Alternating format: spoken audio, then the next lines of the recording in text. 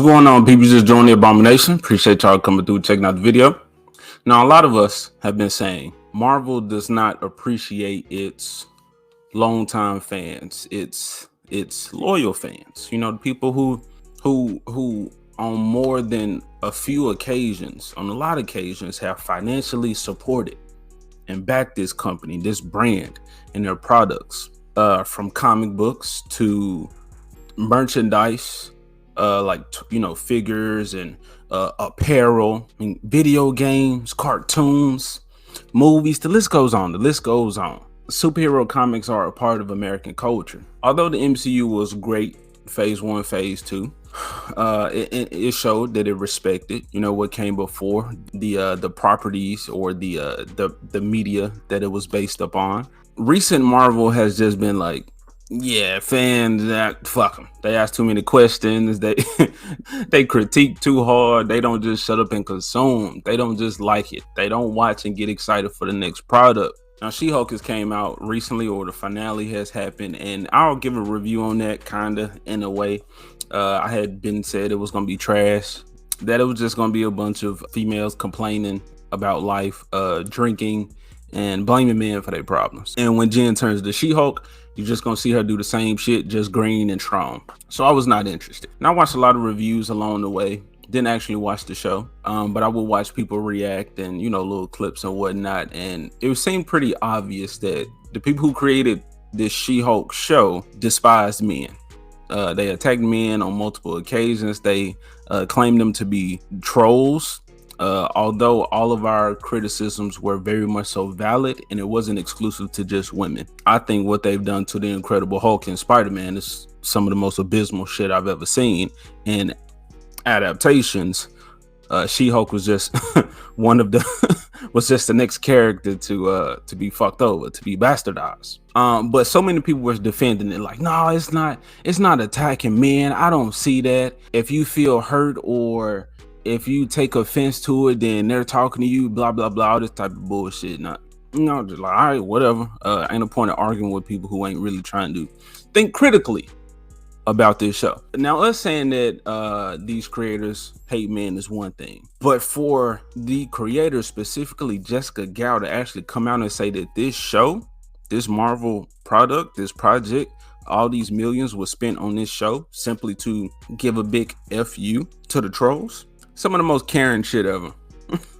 Some of the most disrespectful Karen shit ever. Not the only Karen move that Jessica Gao has made. She also said that she almost quit over one joke not being in the series. And I said, Kevin, if you don't let me put a hat on that machine, then I quit. So all that hard work that she did, and she couldn't get her way in the finale, so she was just like, fuck it, I'm gone. Ultimatum. Either let me have my way or I'm out of here. But anyway, yeah, us saying it is one thing, but now the creators have actually come out and just said, yeah. Anybody who has some critique, anybody has something to say, no matter how valid it was, fuck you. She-Hulk team explains the fourth wall breaking finale and delivering a FU to toxic Marvel trolls. Now, the breaking of the fourth wall thing, that's not an issue. Jen having sex is not an issue. It's just that this character was not built up to be, this adaptation was not built up to be the true She-Hulk, the true Jennifer Walters, because this She-Hulk is thirsty for sex, as in she's begging for it, that validates her. Whereas the original She-Hulk, she was strong, sexy, and confident. She knew what she could get. She knew a lot of people were attracted to her. She knew she was fine. She knew she was beautiful. And she didn't have the worries or the cares that came with a woman being promiscuous or kind of putting herself out there, because any dude try to mess with her, she'll smash him, like literally. Not talking about sex, I'm talking about she'll beat the hell out of the dude. So she knew what she was capable of, and she used that to her advantage. But she wasn't just a sex object. She was very intelligent, very smart. She was a superhero in the court before she even became actual She-Hulk, which is something else that this show didn't understand. Jen was shown to be a very incompetent lawyer, when the reason Jen actually became She-Hulk was because she was a boss in the courtroom and actually went after somebody who, ended up putting a hit out on her and shooting her. So like she knew what was at stake in her job. So she was a superhero before she even turned green and got the Hulk. But again, this show does not understand that. So although on the surface you can say, well, she does these things in the show, could she did them in the comics, so this should be okay. It's just that this person, this Jennifer Walters, is not that one. So she does those things, but she doesn't, but not in the same way. As well as the fourth wall breaking, because She-Hulk would in the comics break the fourth wall to address dumb stuff that was happening, or if something was being written terribly, which on purpose, that was the joke. She would be like, really, what's going on? What are y'all doing here? Fix this shit. Whereas this She-Hulk was, okay, all of the the story that we built up until this point, none of it makes sense. So yeah, just fuck it. We're just gonna break the wall and just say, oh, take all this away. I've learned nothing. I just get everything my way, which is what Jessica Gal actually feels, and it'll come out later. This was a self-insert, but I'm talking. Let's let them speak for themselves. Oh dear, I've said too much. So throughout She-Hulk Attorney at Law, Jennifer Walters, aka She-Hulk, played by Tatiana Maslany, repeatedly breaks the fourth wall by not only directly addressing the camera, but acknowledging that she exists in a Marvel Studios superhero TV show. In the season finale, pointedly titled "Whose Show Is This?", Jennifer smashes out of the show entirely, jumping through the Disney Plus portal to confront the writers of the show about why the finale is so needlessly convoluted with extraneous, nonsensical plot lines, including one about a cabal of toxic fanboys who troll Jennifer online about being a female superhero who doesn't deserve her powers, which doesn't make sense within the context of the show. Most humans probably wouldn't even know how she got her powers, that they were derived from the Incredible Hulk. In this case, the Forgettable Hulk, but to them, he's the Incredible Hulk. And there are female superheroes. Like Black Widow has been an Avenger since day one. So, a lot of men wouldn't be having issues with a female superhero.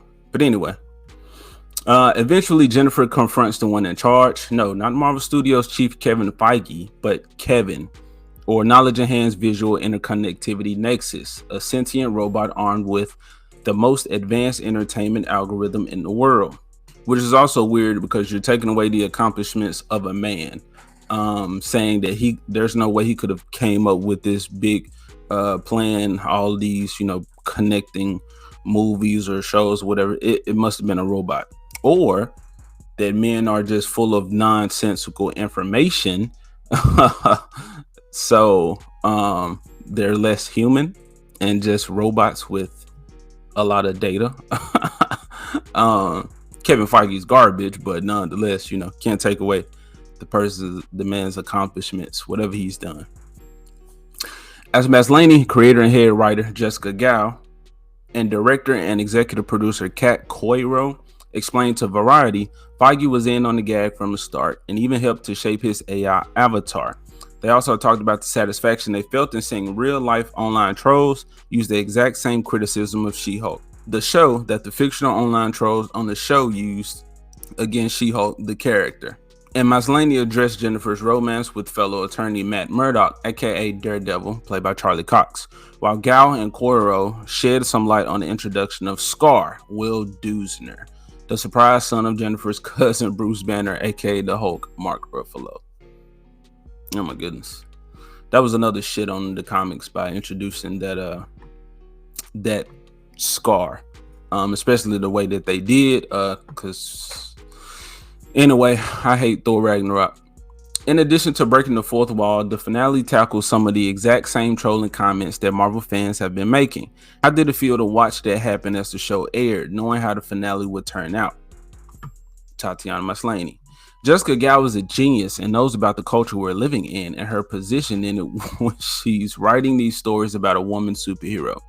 She knows what the response is going to be. As a cast, it was delightful sending each other these troll responses like, oh my God, give them a week and they're going to literally see this pop up verbatim in the show and become the villains of the show. It was thrilling. But again, those comments that you're addressing, they don't work in the context, in the world of the show. And also at the same time, you're not a genius because you're not predicting what will happen. It just shows that you've been paying attention to online critiquers, or YouTubers and content creators, and so you've been paying attention to the criticism, and instead of giving them a good She-Hulk show, you're just going to double down and go further in on putting out the garbage. But this time we're going to address you in our garbage. We're going to waste millions trolling the trolls. Were you expecting to face the trolls when you signed on for the show? Reading the script, it was so true. There's so much resistance to a woman just existing in that space of superheroes. There's always going to be that. I sort of anticipated it. It's why I also feel it's important. There's such an entitlement to space held by certain people, and to even exist as She-Hulk is like a fuck you, and I love that. Like I've said in the previous video, I'm pretty sure that She-Hulk's main audience is probably 95% dudes. Just because probably 90% or 95% of comic readers and people who are super fans of this shit are dudes, because it's just a dude hobby. Not saying females are not there, women are not there, women are not appreciated. I'm not saying none of that. I'm just saying more than likely when you go into a comic book shop, there's a bunch of dudes reading these books. She-Hulk knew it. She-Hulk knew that she was objectified by the men in her comic as well as the men outside of the comic, the real world. But she used that to her advantage. Okay, yeah, you can say you want to do all this stuff to me, but can you, little man? Like shit like that. And that's what we love about She-Hulk. She didn't have to prove herself. She was just bad. She was dope. She was a powerhouse on the team.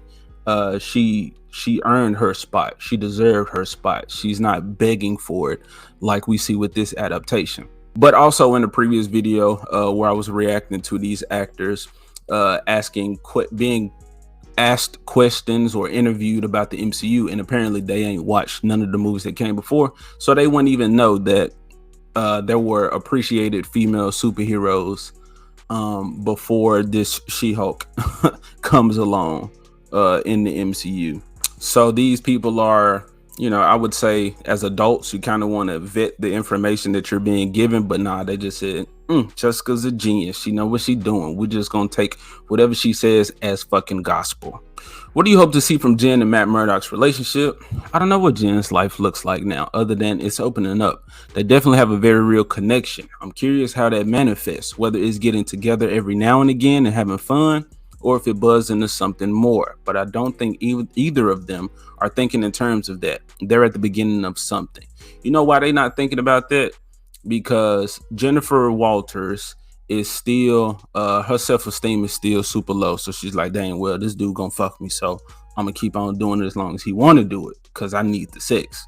And Daredevil, Matt Murdock, is just like, nah, I'm just smashing this broad. I'm gonna go back to Elektra when we get our shit together. But until then, hey, I'll be in some Gamma goods. I ain't mad at you, Daredevil, if she gonna throw it at you. Which Avenger would Jen get along with best? Baby Groot. See, this the shit I be talking about. No real thought being put into this. Just, I like Baby Groot. Baby Groot, he's so cute. Anyway, Baby Groot would be such a great, such a great day. Impossible to film unless we put him on my head or something. There are so many characters that would be fun to see how Jen and them get along, because she is a bit of an oddball and a little bit of an outsider. Not actual Jennifer Walters She-Hulk, but this one, yeah, she's a weirdo. I think any pairing would be interesting. She just fucked the dude for buying her fries and wanting to talk about her. That was all it took. See, that's what I mean. There's no. Yeah, I'm not saying that these people have to know everything about these comics. Hell, not everything about the movies, but damn, out of this huge cast of characters, Baby Groot is what you're looking forward to. Not, I would have let her got away with I would love to see her and Captain Marvel go at it, to see, a cosmic strength versus physical strength, or the gamma strength. No mention of her and like Hulk being actually together as a Gamma Warriors, as a Gamma family, not this cameo bullshit he did in here, but to see Jen and Bruce actually as Hulks, as cousins who've come into their own, who know what they're doing, who control their Hulk forms, and to see them just go kick ass together, like none of that. No actual comic book talk. It's just cute baby Groot. Can't take these people seriously though. We've been telling y'all. She and Deadpool would destroy the fourth wall. They're gonna fight over whose camera is the dominant camera. See, again, back to some real super women type shit. And I'm not saying women can't create great fucking characters and stories. Like Full Metal Alchemist, hell, that was created by a woman. Women create a lot of, again, there are a lot of great women nerds. So they could have definitely got somebody who was more equipped to handle this project as opposed to this shit that we're seeing. But yeah, you to see Jen and Deadpool, and this is what they talking about. They're gonna fight over whose camera is the dominant camera. How about, okay, you take the writer's room and I go take the technical department, or you get the left, I get the right, just shit like that. Like, why does it have to be argumentative? And I've seen this before, so I'm saying that, but you'll see later on how just arguing is like the highlights of these women's entertainment or some shit. Anyway, did Marvel give you any suggestions for the hate comments they get online? That conversation between Jen and Kevin is very much the relationship that I have with real life Kevin, and a lot of that is taken from conversations I've had with him. Pay attention, y'all. That scene was so much longer in the scripts. If they had let me, I probably would have written a 10-minute conversation of my avatar arguing with Kevin. This is probably the tightest version of what it could have been. There were a couple of jabs where Kevin was like, okay, this is a little mean now. So if she would have had her way, we would have seen a longer argument between those two. That's what she's using this show to do, to argue with the man in charge, the most Karen shit ever. What we saw was the cut down, the tight version, the approved version of that shit. And she says, conversation of my avatar arguing with Kevin. So she didn't care about adapting this character. She cared about making She-Hulk her. So all the man baby incels can't get no sex, all that type of shit, that was really projection. She was really the no confidence having, barely book smart, dudes only wanting to hit and then they out of there type shit. That was all her. Again, that's not She-Hulk. She-Hulk had sex, but Jessica Gal craves sex and is validated by men's opinions. So all of that shit was projected, making Daredevil do the walk of shame. So many dudes had her do the walk of shame. So she's like, I finally have the power. I get to make some dude do that that they had me do. Like, this lady is trying to get all her trauma out, which she ain't even dealing with it. She's just venting. She was venting through this show. How did it feel to accurately predict what the trolls would be saying? Again, she didn't predict. They just been paying attention. Our writer's room opened 3 years ago. The fact that we were able to predict what the reaction was going to be, what a lot of the trolling comments were going to be, really shows how very tired and unoriginal these trolls are. That really tickled me because the little troll that lives inside of me really loves trolling the trolls. Who even speaks like that in an interview? Too much of these people's personal lives comes out through talking about these projects. But again, she didn't predict it. They just been paying attention. That's why the fuck y'all got the dude bros, content creators as the villains in the show at the meetup. Let's all meet up to hate on She-Hulk. When in reality, comic book fans would actually meet up to praise She-Hulk, to praise a lot of, characters, period. But I've never heard She-Hulk get hate until this. How did you decide to introduce Scar? From the beginning, we often talked about if there would be a cameo at the end, or in typical Marvel fashion, will we tease a new character at the very end? A big cameo would be completely dependent on who was available and who was willing to do it. And you can't really bank on that at the script stage. We talked a lot about the characters we could tease. Ultimately, it was Kevin who decided it should be Scar. His look is all Kevin Feige.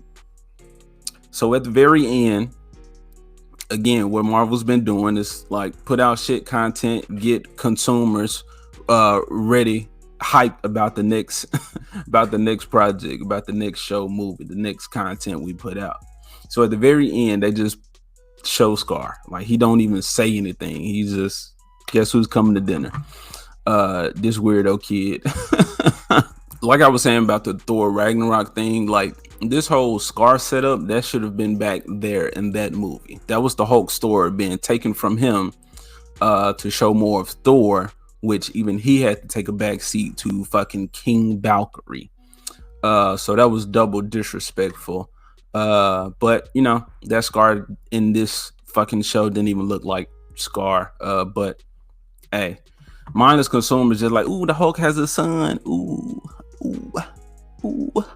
In the episode set up at the superhero retreat run by Emil Blonsky, aka the Abomination, you introduce several little known Marvel characters like the vampire Saracen. Was he meant as a Blade reference? Were there other obscure comic book characters you wanted to use? We were working backwards from wanting to make jokes about blood, period jokes, I'm sure. Maybe he smelled some gins, period, and he just had an insatiable hunger and it had to keep him away and he reverted back or he regressed in his therapy or some shit. And she's like, oh, you guys need to get that checked out. If you're gonna have a woman here, you should have contingencies for that. You're just gonna have blood-sucking vampires. Do you guys not know anything about the women body?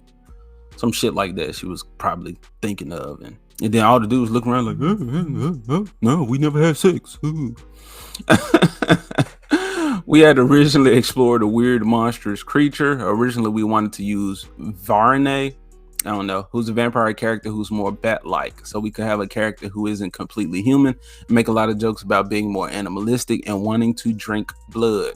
Again, what blood is he drinking? That's how we ended up with Saracen. There were a lot of characters from the comics that we pulled and thought were so obscure, and deep cuts were just silly characters that we thought would be really fun to bring into the story. A lot of them we couldn't do because either there was already a plan for them or there was a rights issue with the character. We also tried playing around with them and didn't have anything story-wise. Wasn't creative enough. At one point, we had come up with some story for Stiltman just because it's such a silly character, but we ended up not really coming up with a good story to use him in. The thing about that is, you can just see the lack of creativity because I had said before, you can take a character like the shape-shifting elf, and it would have been funny if she was like, or if they had a show or you saw a commercial for a show and it was like Chris Hansen, how he's like getting the child predators and whatnot, and how she appears as Chris Hansen and then starts talking to the pedophile dude or dude trying to beat her to mess with a minor or something, and then she shapeshifts into like, she says, do you recall this conversation? She pulled the script out and then she turned like maybe her head or a full body into the kid that was like texting this shit or on the phone call with the voice. Like that'd be so funny, but it's like that's something that you could play around with in this world of like, you know, superheroes or super creatures everywhere. Or like with Stiltman, maybe you saw like a parade or something. You could easily use that, a villain running through the parade to try to get away from Jen, and then you see this stilt dude who you think he has stilts on, but he takes away his fucking the little cloth of the pants, and you see his legs are just super fucking long or something. Like it doesn't have to be actual story around it. You could just have that those are Easter eggs. That's how you do a fucking Easter egg, not putting a bunch of shoes with character faces or color palettes on them. And have dudes just ooh, yay, Marvel, thank you, Marvel. Boy. All right, we got Hulk shoes. We got the Thing shoes. Deadpool, We got Deadpool Captain shoes. Marvel shoes, Deadpool shoes, Thing shoes. It looks like the Eye of Agamotto up there. We got Thanos shoes. For keeping me distracted, for entertaining me. What was Kevin Feige's reaction to the finale? Y'all, I've been going at it for a while. Appreciate y'all being in here. We getting to the end. Cat Coiro. Kevin had a huge hand in that finale, and then the character of Kevin. Ironically, I was more squeamish about it than they were. I was like, are we going too far? Are we throwing Marvel and fans under the bus by putting down Marvel films? They have such a self-deprecating, irreverent sense about themselves, and we're totally willing to poke fun at themselves. Any criticism you can lob at them, they have thought of. it's cool that in all of this, this person actually, somebody actually said, like, should we be doing this? Is this wrong? Is this effed up to be saying F you to the people who've, supported us for this long? Even though this person came out was talking about we wanted to make a sex positive show for kids with She-Hulk, somebody at least was like, maybe we're making the wrong moves here. But they shut her up, probably because she's white. Jessica Gal was Asian. So oppression Olympics. All right, we got the one, the colored woman trumps the white woman. She was asking the real questions though. Like, none of us would have known any of this if they would have done it well and just kept this shit in the background. But no, they hear it. They don't give a fuck because they know consumers don't. They don't care about none of this stuff. They're just ready to watch the next one. Did you have to dig deep for all the Marvel criticism or just scroll through Twitter? Y'all, if you here this long for this video, I appreciate you. I know I'm doing a lot of reading, but again, these are these people's own words, and it just validates or backs up everything that we've been saying before about how this brand does not give a fuck about any actual fans. Anybody that wants to hold them to a standard, to see them respect what came before. It's like everything that we had claimed that these people, these companies, these elites were doing, that they could have been really chastised for or looked down on for. Now they're just out. Now they're just admitting it because there's no consequence in this day and age. One thing I noticed is that at the beginning of the series, I was getting a lot of nasty, mean comments. As it's gone forward, that has stopped. I think it's because now they realize when they target us, they're playing directly into our hands. And we called it, which is pretty gratifying. It's so satisfying. Even negative commentary I always interpret as engagement. If people are that angry, they are paying attention. I look at all of it as a positive. Yes, we are paying attention because it is Marvel at the end of the day. And we love what Marvel used to be, what it used to stand for. Now it's done a complete 180. Now it's not that. So we're just paying attention to the disrespect, mishandling, misuse of the brand, of these characters that we love, playing directly into your hands. Like, we're not losing anything for critiquing. We're still going on to the next show, or some people are still milking this as much as they can, shitting on this series, especially if stuff like this is going to keep coming out afterwards. But yeah, we lose nothing, and Marvel just lost money by creating this bullshit and lost a lot of respect for a lot of people. Some people are paying attention, the masses probably are not, but this opened up a lot of people's eyes to how these people feel about this brand and how they'll use it to just push their message. How many of the cameos at the end, like Daredevil, Scar, Hulk, and Abomination, were just for gags, or were they intentionally placed for future storylines? Kevin was very specific about with Scar, so I'm sure there is some plan in the future, though I have no idea what that might be. We all knew that Daredevil had to come back because people love him and their chemistry is so great. I only wish that Patty Guggenheim as Madison had come back in the finale. That's my great regret. I'm pretty sure she's smart enough to not admit that she regret making a terrible show and that this is what she's known for, but she comes out and say that her regret is not having Madison, not having more dumb drunk woman bullshit in there. Oh, and not being able to argue with the Kevin machine for longer. What reverberations will the finale have in the future of the MCU? I like when Kevin says that the glitch has been fixed, because I don't want every character in the MCU to be able to confront him about their plot lines. So I'm hoping that it's a one-time thing. We now know that it exists, but I don't think that we should revisit it all the time. And that's something else, because now anybody who's actually been paying attention would be like, okay, well, can Jen just, Karen her way out of a situation?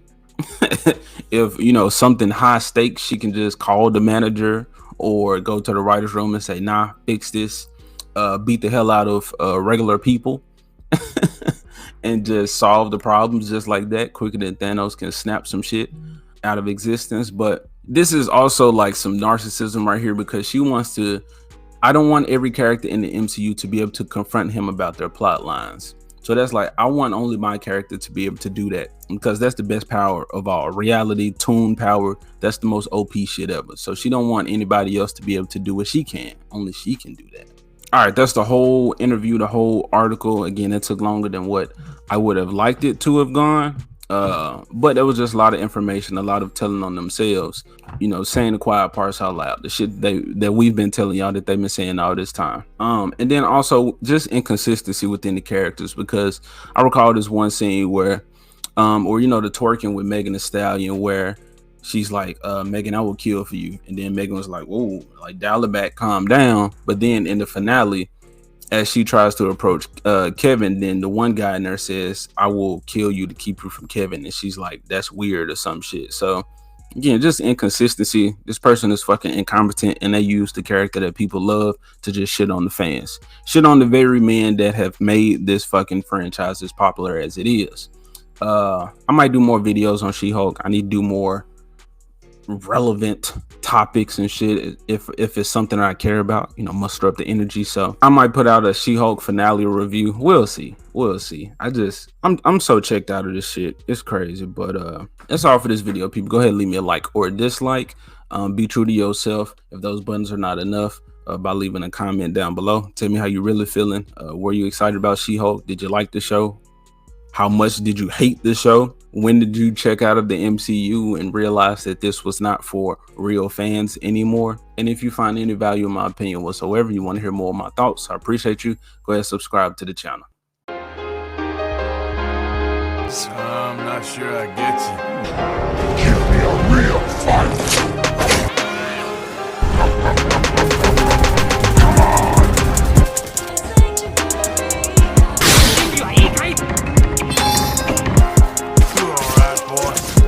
Any of you guys read that chapter in The Art of War about misdirection?